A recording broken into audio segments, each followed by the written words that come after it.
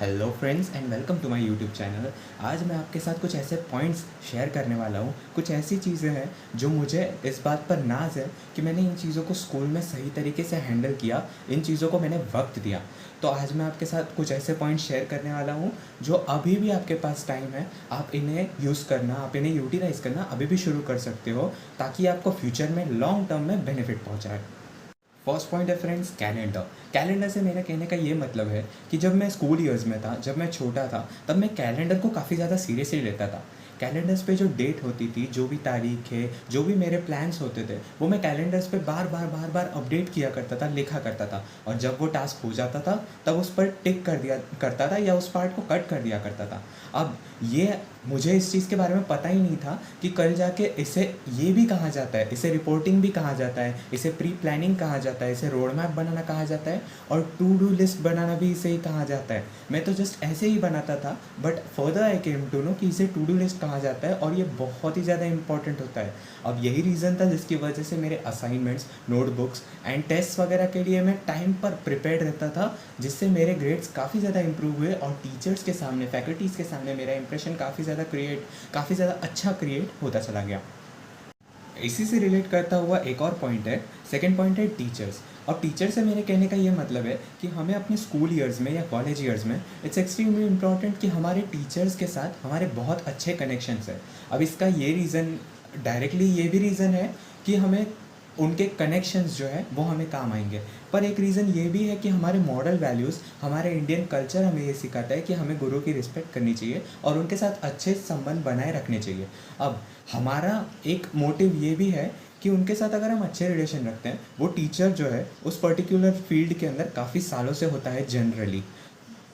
अब जो कि इतने सालों में उन्होंने इतना सारा एक्सपीरियंस गेन किया है एजुकेशन के बारे में, उनके स्कूल के बारे में, लाइक करियर के बारे में। और काफ़ी ज़्यादा इंपॉर्टेंट चीज़ कि उनके उनके भी काफ़ी ज़्यादा स्टूडेंट्स रह चुके होते हैं, तो उनके काफ़ी ज़्यादा स्टूडेंट्स के साथ अच्छे रिलेशन है और उनके कनेक्शंस काफ़ी ज़्यादा अच्छे हैं। तो अगर आपके रिलेशन टीचर्स के साथ अच्छे हैं तो एनी टीचर, आपको पता भी नहीं चलेगा फ्यूचर में कोई भी टीचर आपकी किसी भी जगह पर, किसी भी फील्ड में आपकी हेल्प कर सकता है। इसीलिए मेरा ये जनरली कहना होगा, किसी के साथ बोलकर इम्प्रेशन मत बिगाड़ो अपना, किसी के साथ रिलेशन मत बिगाड़ो अपना, क्योंकि कोई भी इंसान आपको कभी भी काम आ सकता है। एंड टीचर्स के केस में टीचर्स के कनेक्शन बहुत ज़्यादा होता है, सो इट्स एक्सट्रीमली इंपॉर्टेंट कि आप टीचर्स के साथ अच्छे कनेक्शन बनाए रखें।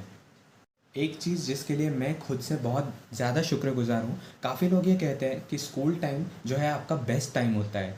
हालांकि कुछ लोग ये नहीं भी मानते हैं, बट पॉइंट हियर इज़ कि स्कूल टाइम में कुछ अच्छी बातें, कुछ ऐसी अच्छी बातें हैं कि जिसको आप कभी भी डिनाई नहीं कर सकते हो। वो इंसान भी डिनाई नहीं कर सकता है जो कभी स्कूल नहीं जाता या बहुत मुश्किल से कभी कभी स्कूल चला जाता है। तो वो भी इन चीज़ों को मानता है कि कुछ चीज़ें ऐसी होती है, जैसे कि ट्रिप्स वगैरह पे जाना, दोस्तों के साथ मस्ती करना, या क्लास वगैरह में जोक्स क्रैक करना, या एनीथिंग लाइक दैट।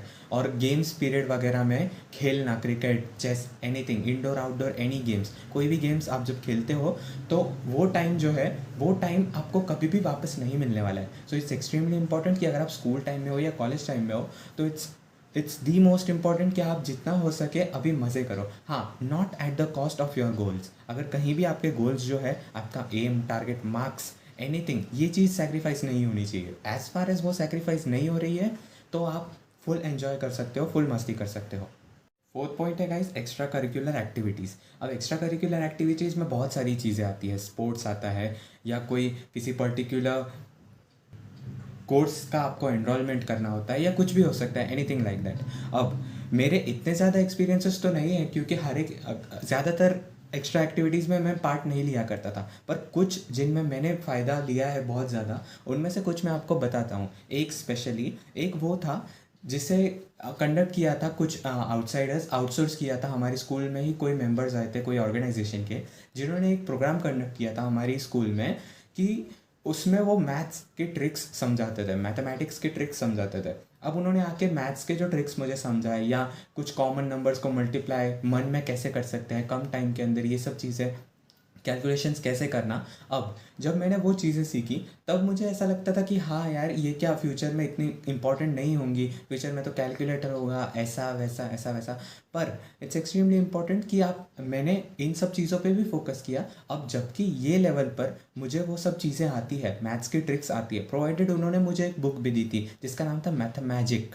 उस बुक में बहुत सारी चीज़ें मुझे उससे सीखने मिली, और मैं उन चीज़ों को अब अप्लाई कर सकता हूँ, जिससे कि मुझे बहुत ज़्यादा हेल्प मिलती है मेरी एग्ज़ाम में कम टाइम के अंदर ज़्यादा से ज़्यादा नंबर ऑफ़ क्वेश्चंस अटेम्प्ट करने के लिए। बिकॉज जिस एग्ज़ाम के लिए मैं अपियर करने वाला हूँ उसमें कैलकुलेटर अलाउड नहीं है, उसे खुद से कैलकुलेट करना होता है चीज़ों को। और काफ़ी बार ऐसा होता है कि मेरी क्लास में, मेरी ऑनलाइन क्लास में मैं पहला या सेकंड पर्सन होता हूँ उस क्वेश्चन का आंसर सर को सेंड करने वाला।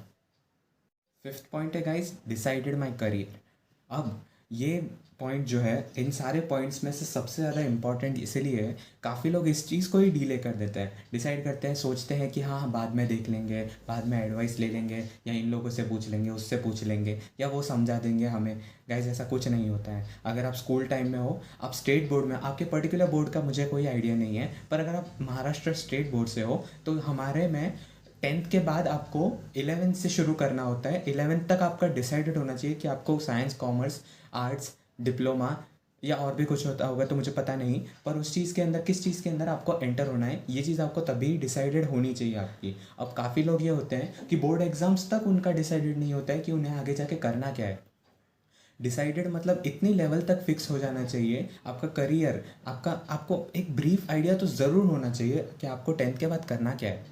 तो मैंने शुरुआत से ही डिसाइड कर लिया था कि मुझे क्या करना है 10th के बाद, किस पर्टिकुलर कॉमर्स फील्ड में एंटर करना है, कॉमर्स फील्ड में आने के बाद ये करना है, इसके बाद ये करना है, ये एग्ज़ाम के लिए प्रिपेयर करना है। एक ब्रीफ आइडिया होना बहुत ज़्यादा ज़रूरी है, अलॉन्ग विथ नोइंग मुझे इसके एडवांटेजेस और डिसएडवांटेजेस सब पता होने चाहिए। ये सारी चीज़ें बोर्ड एग्ज़ाम से क्लियर, 10th के बोर्ड्स एग्ज़ाम से पहले ये सारी चीज़ें आपको क्लियर होनी ही चाहिए। अगर इन सारे पॉइंट्स में से किसी भी एक पॉइंट ने आपको ज़रा सी, इवन 1% भी अगर वैल्यू प्रोवाइड की है, तो please hit the like button. So friends, that is it for today. अगर आपको इन सारी बुक्स का नॉलेज चाहिए हो यूट्यूब वीडियो के थ्रू, तो आप प्लीज़ मेरे चैनल को सब्सक्राइब कर दीजिए और बेल आइकन को भी क्लिक कर दीजिए, सो दैट इन सारी बुक्स का नॉलेज मैं आपके साथ शेयर कर सकूँ। एंड अगर आज की वीडियो से आपको कुछ भी सीखने मिला है तो प्लीज़ लाइक दिस वीडियो। अगर आपको लगता है कि कोई है आपका दोस्त या एनीवन जिसको इस इन्फॉर्मेशन के बारे में जानने की ज़रूरत है, तो आप प्लीज़ उसे मेरे चैनल के बारे में बताइए या इस वीडियो के बारे में बताइए। So I will see you in the next video. Thanks for watching.